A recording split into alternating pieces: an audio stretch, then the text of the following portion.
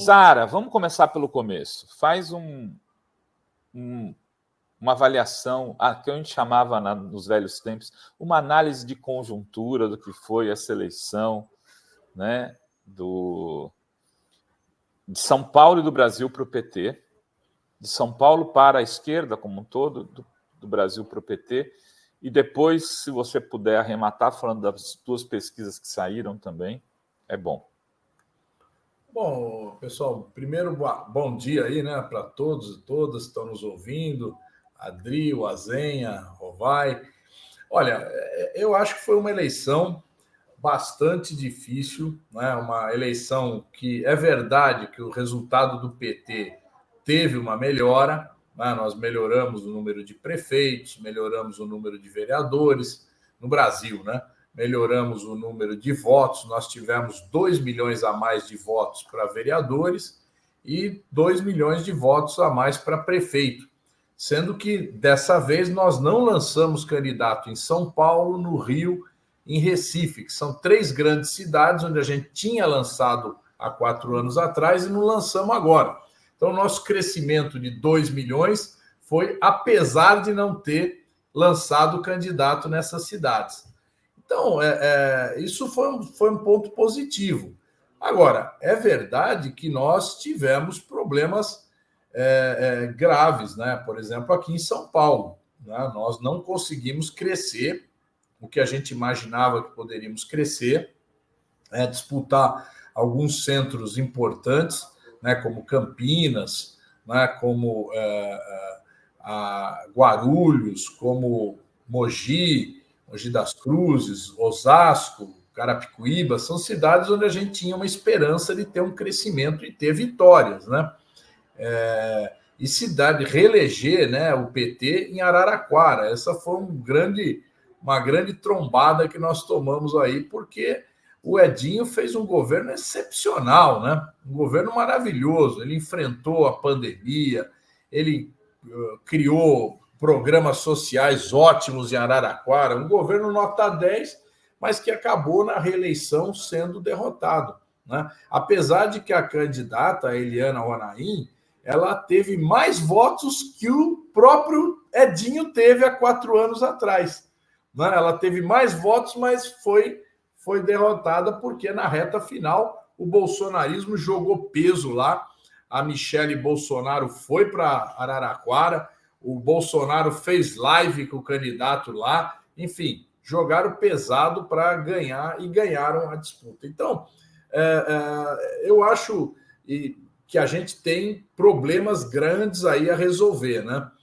Não acho que essa foi uma eleição que vai ter repercussões, que isso vai respaldar uma vitória da direita ou do centro na próxima eleição, porque isso ainda depende de muitas coisas, mas o fato é que nós tivemos esse resultado que, olhando o crescimento do PT, é positivo, mas olhando a conjuntura geral, não é bom, não é positivo para o PT, né?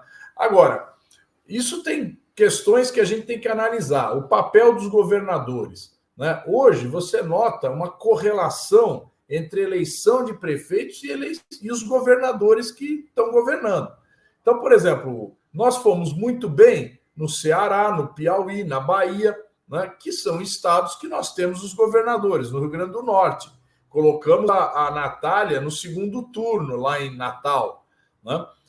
E outros estados onde o governador é de um determinado partido, ele puxa. Vamos pegar outro exemplo, o Mato Grosso do Sul. O governador é do PSDB, elegeu quase a metade dos municípios do PSDB.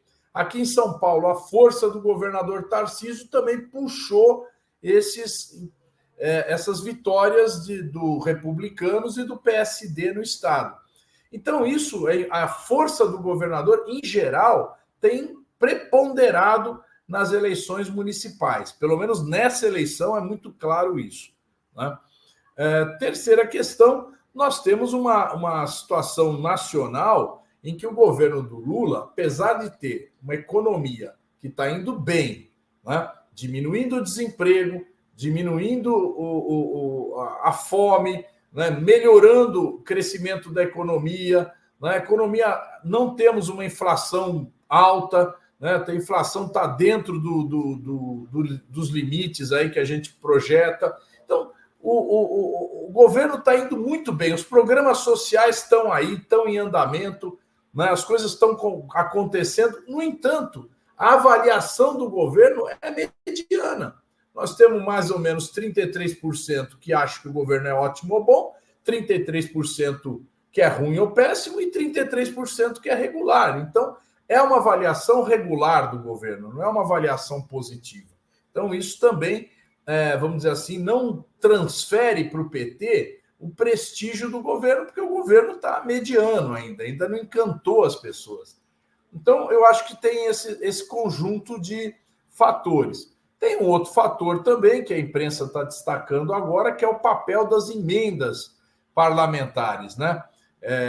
O Centrão, como é maioria do Congresso, ele também tem a maioria das emendas. Então, e ele despeja essas emendas principalmente nas cidades médias e pequenas.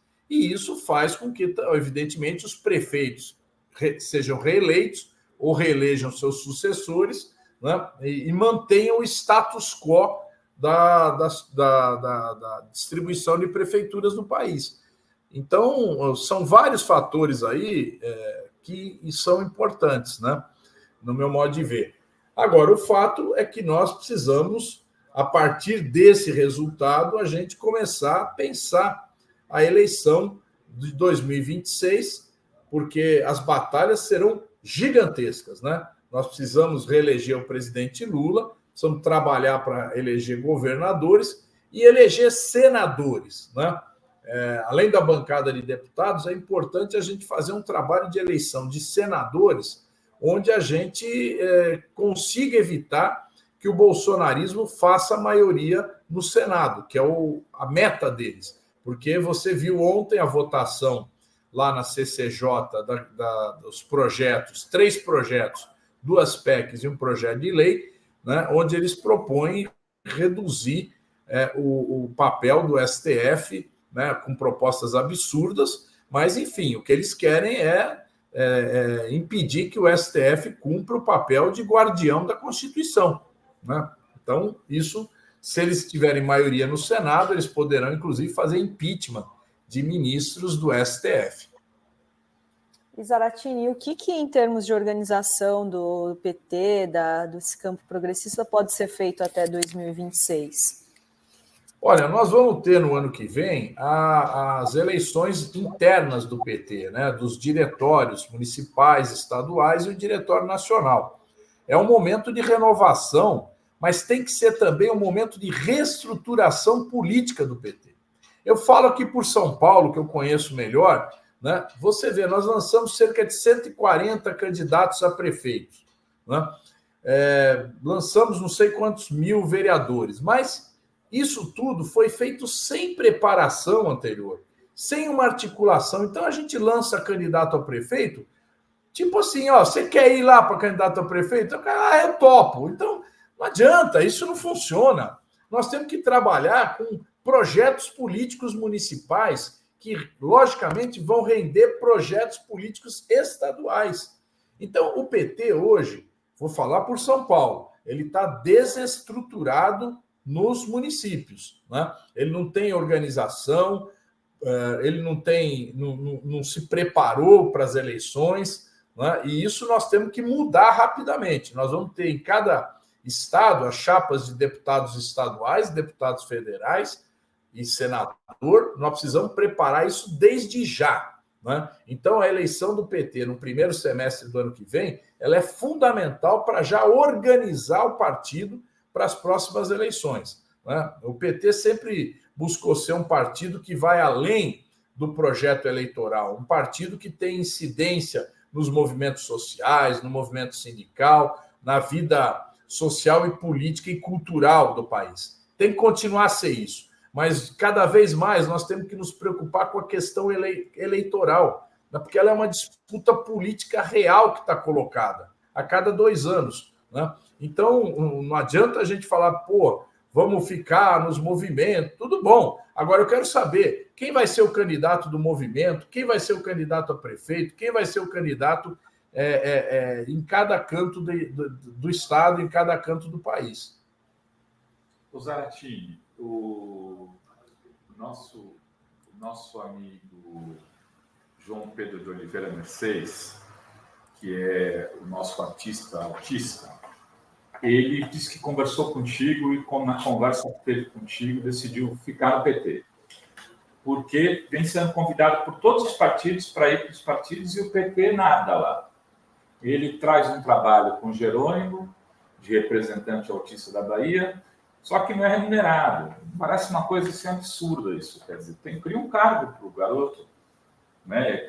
Ele pode ser representante real, ir nas escolas, dar palestra, conversar com comunidades de autistas, ter um salário por isso. Por que não? Porque um autista não pode ter salário, não pode ser assessor.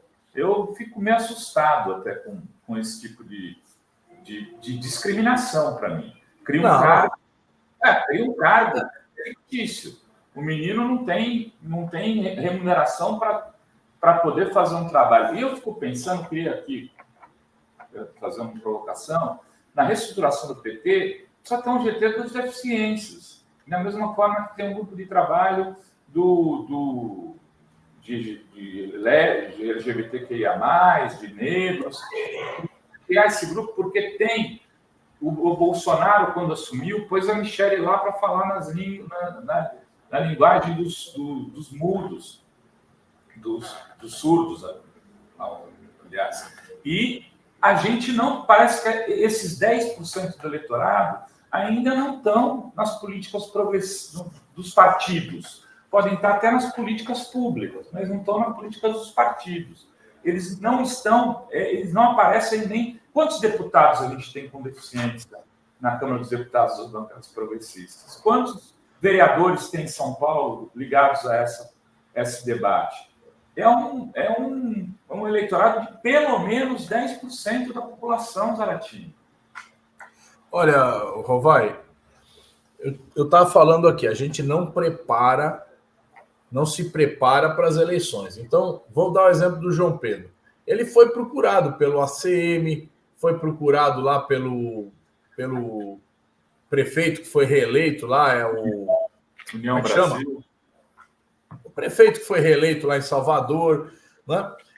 Qual é o problema? O pessoal não trabalha. Você vê, a direita, acabou a eleição, já está atrás de candidatos para a próxima. Né?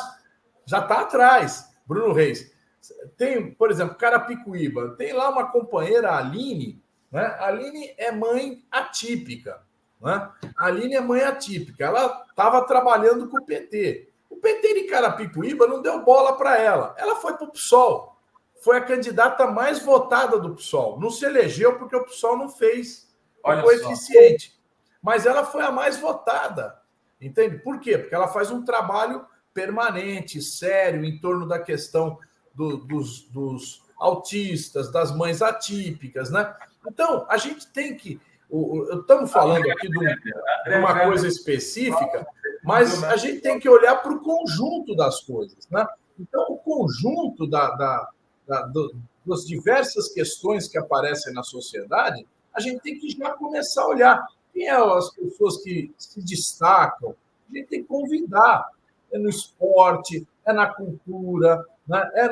Na proteção aos animais, que é um tema que hoje a classe média tem muita... Não só a classe média, muita gente tem essa preocupação com a proteção aos animais, a questão dos deficientes, dos autistas. São temas que são importantes na sociedade e que muitas vezes a gente deixa eles de lado.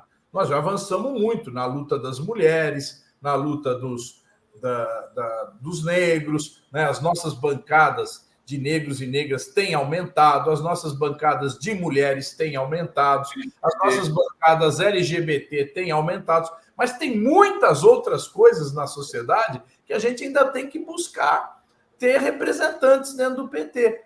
Né? E eu acho que a gente não pode deixar de olhar para essas outras pontos de vista. Sem nunca, né? Eu não sou aqui Eu não acho que a gente deve ter uma política voltada só para isso. Nós devemos centralizar o embate político no país e mostrar claramente que essas preocupações da sociedade elas serão mais bem atendidas num governo do PT do que num governo da direita, né? A direita ela gosta de utilizar essas bandeiras, mas na hora do vamos ver não faz nenhuma política pública efetiva, né? Então nós precisamos dar mais atenção para isso do ponto de vista eleitoral.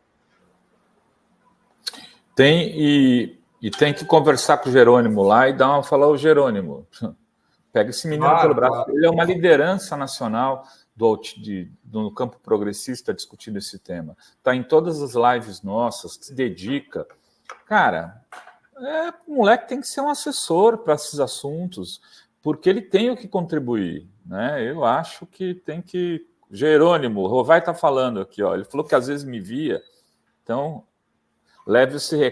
aceite essa recomendação desse seu amigo aqui, Gazenha.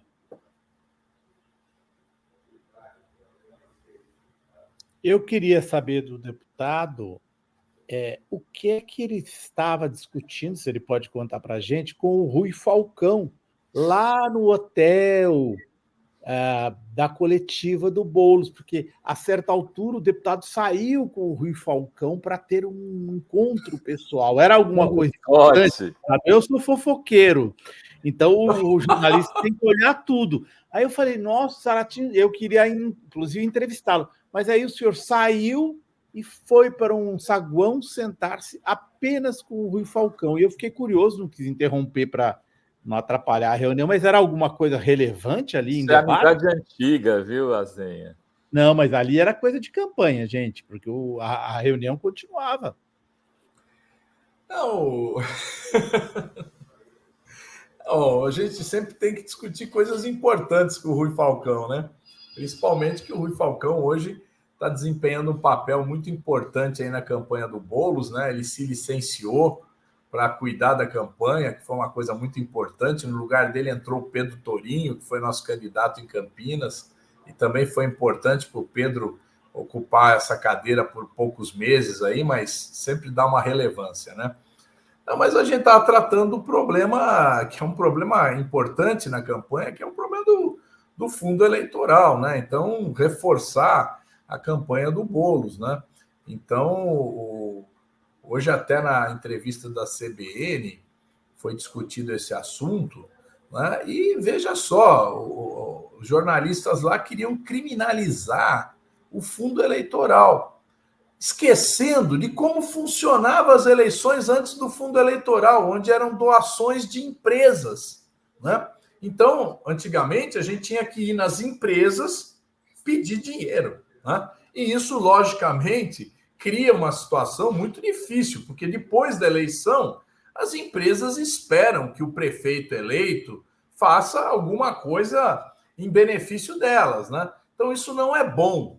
Isso resultou em muita confusão, tanto para o PT como para todos os outros partidos políticos. Todos os outros. PSDB, MDB, todo mundo entrou no samba da Lava Jato, né?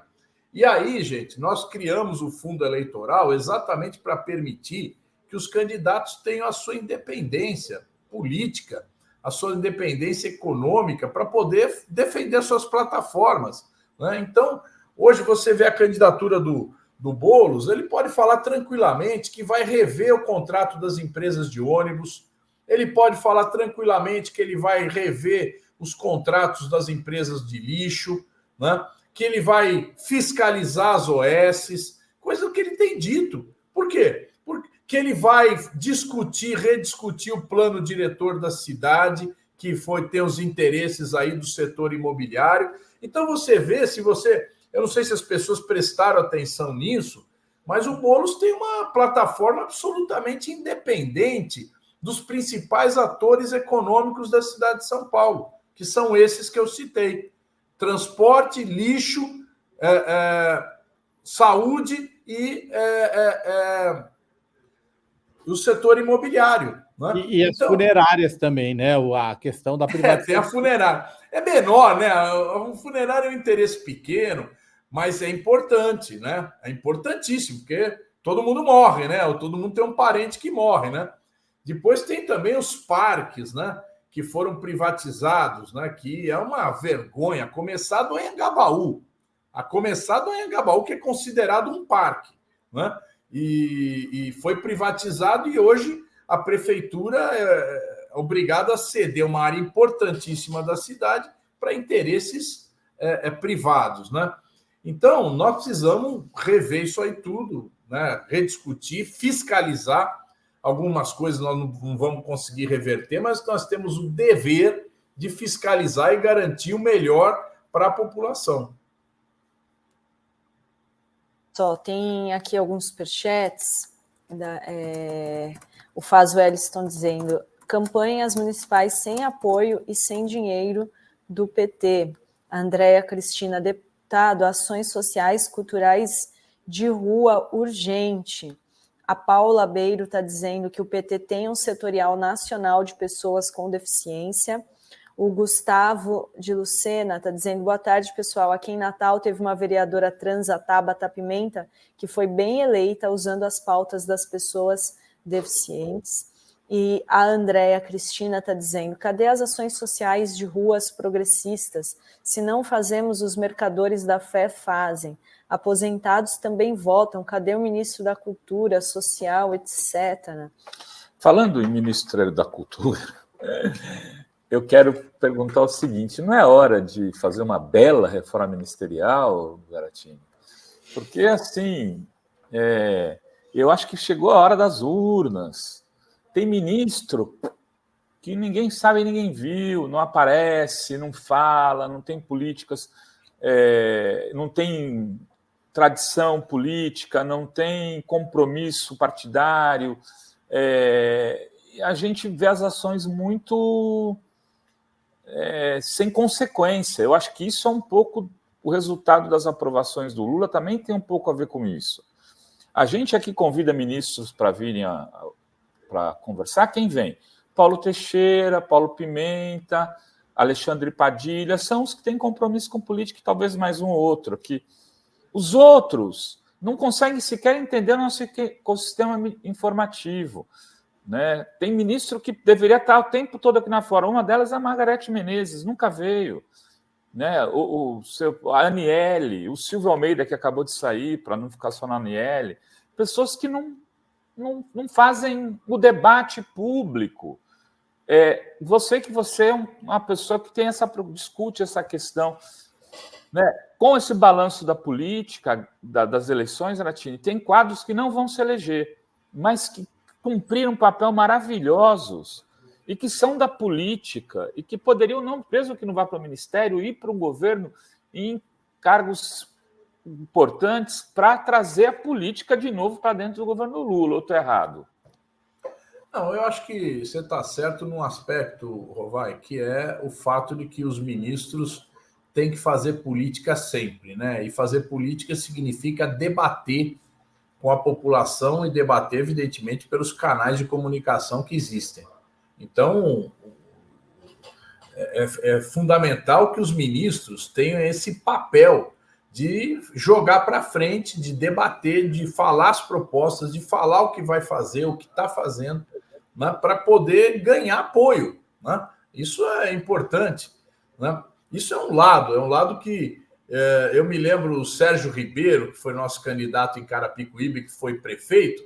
Ele começou o governo dele, lá no primeiro governo dele, ele não tinha dinheiro para nada, então ele fazia operação de catar bagulho nas ruas da periferia. Pegava um caminhão da prefeitura e ia catar bagulho. E ele, prefeito, ia com um carro de som, falando para o povo: olha, vamos jogar os bagulho aqui no caminhão, tal, né? E com isso ele foi ganhando uma popularidade, porque ele aparecia na periferia, né, conversando com o povo. Lógico que ele fazia aquele barulho todo e também vinha gente conversar com ele, levar reivindicações, debater.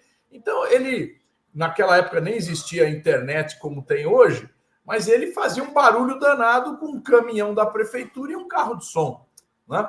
Então, eu acho que isso falta esse entendimento político, né, para nós. Mas tem gente da política também, o Rovai, que está escondida, viu? Eu não vou citar, não, mas tem gente da política que é da política que está sumido. Né? Eu não sei. Aí tem um outro problema, que é a falta de orçamento. Né? Então, realmente, ministérios como da cultura, ministérios como das mulheres, né, do combate ao racismo, são ministérios que têm pouco recurso. E com isso eles têm dificuldade de fazer programas, né? Programas próprios. Eles têm que fazer programas transversais, programas que estejam ligados à saúde, à educação, a outros ministérios onde eles tenham recursos para desenvolver programas em parceria, específicos. Então, eu acho que muitas vezes, talvez esses ministros não estejam conseguindo articular esses programas importantes, né, em relação à mulher. Por exemplo, programa de saúde da mulher. O Ministério das Mulheres tem que estar articulado com o Ministério da Saúde e fazer um grande programa de saúde das mulheres. Estou dando exemplo. Né? Então, eu acho que essas coisas têm que funcionar de um jeito mais azeitado. Né? Agora, são duas coisas. Uma é esse problema assim, da falta de entendimento da comunicação do governo, e aí eu não estou falando da propaganda do governo, é comunicação mesmo. Como é que o governo se comunica com a população? Né? E o outro lado é a dificuldade orçamentária. Isso também a gente tem que levar em conta na hora de fazer o balanço. Né? Mas você acha que tem que ter essa reforma ministerial mais radical ou ela tem que ser só uma ajustadinha ali dos... Olha, realmente aí quem tem que discutir isso é o presidente, né? O presidente é que tem uma avaliação dos seus... pode ajudar ele, né, Alexandre? Mas você sabe que eu tenho uma responsabilidade, né, Rovai? Eu tenho que defender o governo, né? Então a gente defende todos os ministros, não um só, né? E a gente vai defender que todos façam o melhor possível, né? Esse é o nosso trabalho. Muito bem. A Zenha? A Zenha está sem áudio. Deputado, o senhor esteve ontem na Casa de Portugal, eu não sei se eu não consegui vê-lo lá, estava muito cheio. Não estava, não consegui chegar a tempo. O Boulos falou muito em virada e que vai estar hoje lá em Brasília com Lula para trazer projetos concretos que ele faria em parceria com o governo federal. Você acha que é um bom caminho esse de oferecer coisas bem concretas, como ele falou hoje na CBN, tirar o rodízio do Uber, essas coisas concretas, o senhor acha que é o caminho para buscar o eleitor do Marçal, aquele que não é ideológico e que está disposto a votar na mudança? Eu acho que nós temos que disputar todos os eleitores, né? Logicamente que aqueles que são radicais de direita, que nos odeiam, não há Cristo que faça ele votar na gente. Mas nós temos que buscar todos os eleitores, inclusive os do Nunes, né, que foram enganados pelo Nunes, pela propaganda do Nunes. E aí nós temos que mostrar que nós podemos fazer mais, né? Que nós podemos entregar mais do que o Nunes entregou. Porque o Nunes, quando, por exemplo, o Boulos apresentou a proposta, poupa-tempo da saúde. Ele correu lá e inventou um outro negócio com outro nome, que é a mesma coisa do poupa-tempo da saúde. Quando a gente fala que vai fazer corredores, ele fala, mas eu estou fazendo, eu estou licitando isso, eu estou licitando aquilo.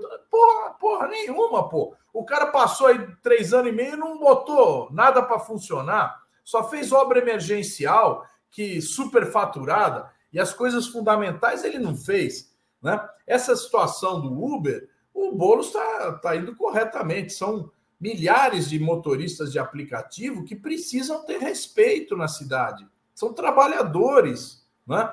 Tanto os entregadores como os motoristas de passageiro, de aplicativo. Então, nós temos que aperfeiçoar e achar o local e como administrar da melhor forma possível para que eles sejam eficientes. Os taxistas. Hoje o Boulos apresentou reivindicação, proposta em relação aos taxistas, né? A questão da transferência de alvará, que o Ricardo Nunes foi cruel com os taxistas, não permite a transferência de alvará.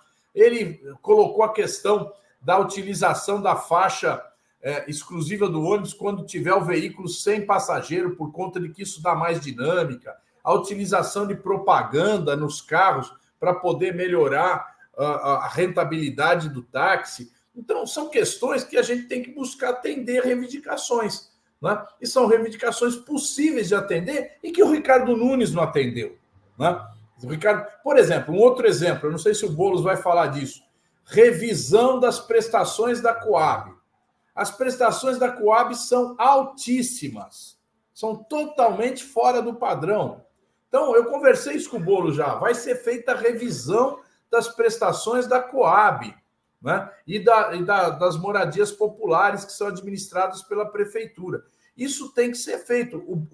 Durante todos esses anos aí, governo Dória, governo Bruno Covas, governo Ricardo Nunes, nenhum quis fazer essa revisão, que é uma coisa simples e justa, né? Então, são questões que estão no dia a dia das pessoas que a prefeitura tem o dever de dar solução, né?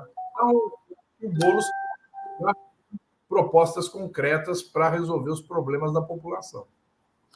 Tem a Denise Fontes, está falando, colonoscopia está demorando 1 ano para ser feita em São Paulo. Imagina, 1 ano para fazer.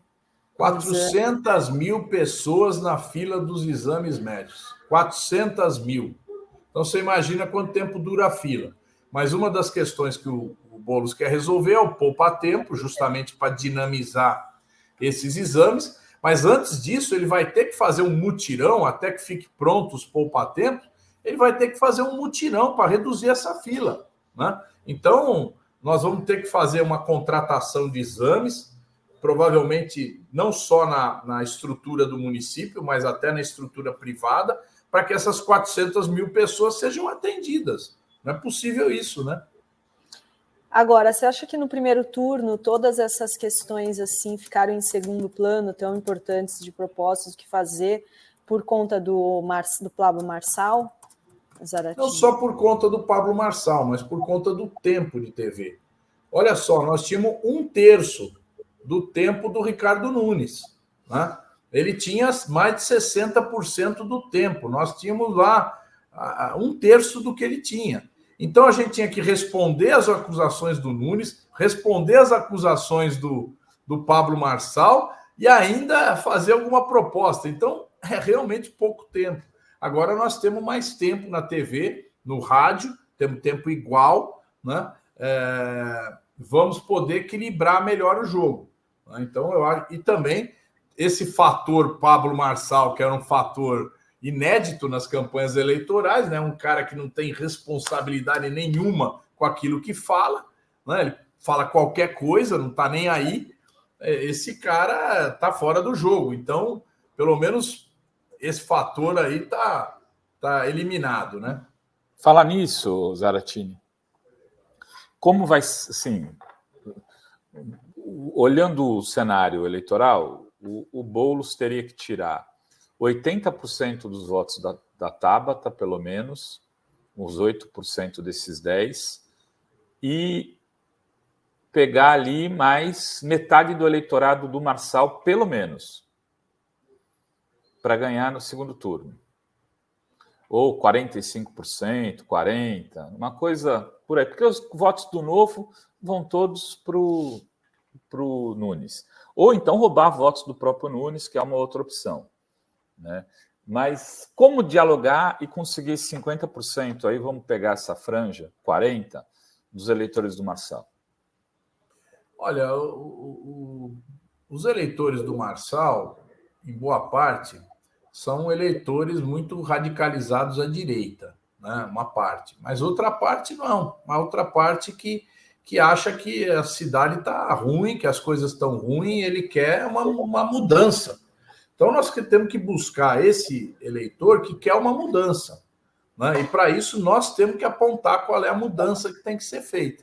E isso o Boulos está batendo firme. A entrevista de hoje dele foi clara nesse aspecto de que temos que fazer uma mudança na forma de administrar São Paulo e no atendimento à população que mais precisa, né? E de todos, né? Atendimento a todos. Então, essa busca, né? Esse eleitor que está completamente insatisfeito com o governo do Ricardo Nunes, mas que não votou por ideologia no Pablo Marçal, nós temos que buscar esse eleitor. Como também nós temos que mostrar para o eleitor de periferia que votou no Nunes que a proposta dele é uma enganação, né? Que o que ele faz é uma enganação, é uma maquiagem. Ele não resolveu o problema real de ninguém, né? De ninguém. Então, nós vamos fazer isso. E por que nós podemos fazer? Porque nós já fizemos, certo? A periferia de São Paulo nunca foi tão bem tratada como nos governos do PT, seja com a Erundina, com a Marta ou com o próprio Haddad. Então, essa é uma coisa que tem que ficar clara. Lá você vai para a Zona Sul, né, onde o Ricardo Nunes ganhou em algumas zonas eleitorais. Nós temos que mostrar, olha, quem estruturou os céus em Parelheiros, o Hospital de Parelheiros, o corredor de ônibus, o Grajaú, quem levou terminais de integração com o trem em Grajaú, quem que fez isso? Foram os governos do PT. Né? O governo do PT que fez a Belmira Marim, do jeito que ela está hoje, que antes era uma estrada abandonada. Né? Então, quem está realmente investindo? Aí você vê, o Boulos lançou lá, falou, não, eu vou fazer a ponte Graúna-Gaivota. Bom, não interessa muito onde é. Mas essa ponte Graúna-Gaivota vai dar um fluxo de saída importante lá dos bairros da Zona Sul. No dia seguinte, o prefeito, que já é prefeito, falou, eu já lancei a licitação da ponte Graúna-Gaivota. Mentira! Quer dizer, por que ele não fez a ponte? Porque ele está lá há 3 anos e meio. Não fez, entende? Então, a gente tem que mostrar clareza disso, sabe? Aí ele pega lá que fez um barquinho, que tem 2 barquinhos por dia que atravessa a represa e fala que está fazendo transporte na represa. Mas faça-me o favor, né? A mente ainda rouba a proposta do... Ele ouve a proposta do Boulos e repete lá, entendeu? Com a maior cara de pau. Ai. Gente, deixa eu só agradecer aqui a Andréa Cristina. Diga. Ele chegou a ponto, Rodrigo, o MST tem lá o armazém do campo. Sim. Vocês viram, né? Ele fez um negócio micro, que é 3 ou 4 mercadinhos de produtos naturais, né? E chama de armazém da prefeitura, tentando roubar o nome do MST. Então, é picareta demais, né? É picareta demais. Eu vou agradecer a Andréia, que mandou vários superchats. Betim, já governado PT, nenhum candidato eleito. Ela disse, gente, a cultura sempre falou com as ruas agora.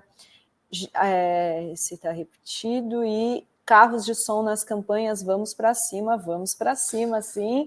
Queria agradecer muitíssimo o deputado federal. Só uma última pergunta, vai lá, sobre Diadema, cidade que o PT elegeu sua primeira prefeitura, Zaratim, e agora está em segundo lugar, o Felipe saiu, fiquei chocado ali, achando que era uma eleição mais simples. Hoje em dia não tem eleição simples não, Rovai. Hoje em dia a gente tem, todas as eleições são difíceis, né? Não dá para dizer que você ganha fácil em lugar nenhum. Então, eu acho que Diadema, a última eleição, o Felipe ganhou por 5 mil votos, né? Agora o Taca passou ele 5 mil votos. Então, é uma eleição, a cidade está muito dividida, muito polarizada, né? O jogo que o Taca faz é pesado, ele mente também, ele segue o Ricardo Nunes, né? É o mesmo estilo, mentira, ofensa, agressão, né? E a gente às vezes fica no bom mocismo. Eu acho que nós não podemos ficar no bom mocismo. Nós precisamos bater forte lá e mostrar quem é o Taca, que é um filhote do Ricardo Nunes, né? Muito bem. Tio da Luna, tinha o show da Luna. Né? Isso aí, gente. Muito bem. Valeu, Zaratini. Tudo de Valeu, bom. Carol. Obrigada, Zaratini. Até mais. Tchau, tchau. Obrigado. Um abraço para vocês e para todos os ouvintes. Tchau, tchau. Valeu.